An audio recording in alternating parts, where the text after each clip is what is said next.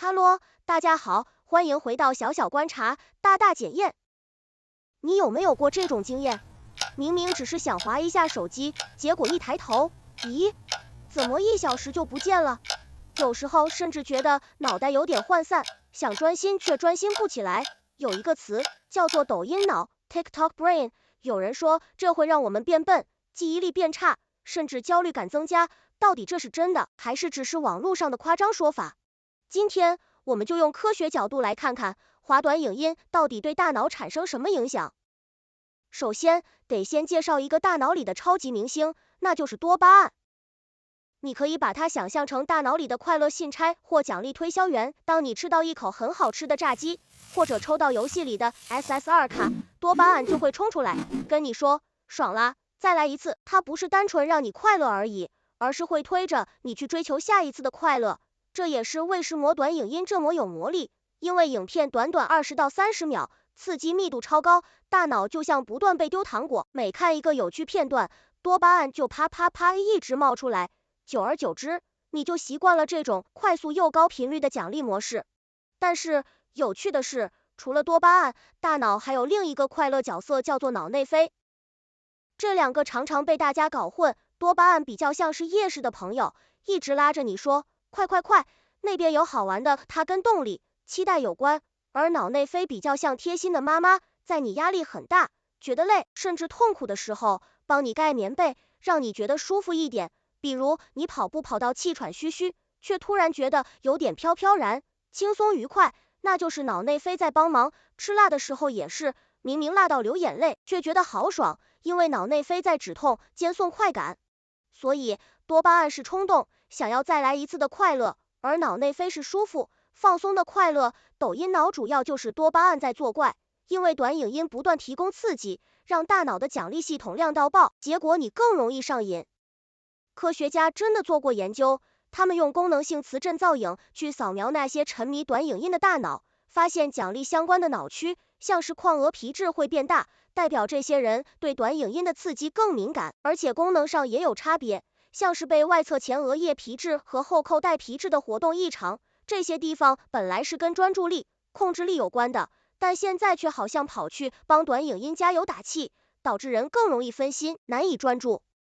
那这些变化对我们生活有什么影响？第一，专注力下降，你可能会觉得读长文章很痛苦，看一页书就忍不住拿起手机。第二，记忆变得碎片化，因为大脑习惯了被动接收快速讯息，对深度资讯的处理能力下降，你可能刚查完资料，转身就忘了。第三，焦虑和社交压力增加，短影音里满满的完美生活或厉害技能，很容易让人不自觉比较，觉得自己不够好，再加上怕错过话题，错失恐惧症 （Fear of Missing Out） 也让人焦虑感上升。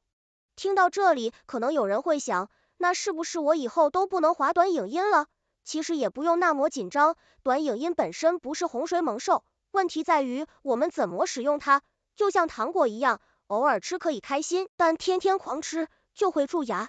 那怎么做比较好呢？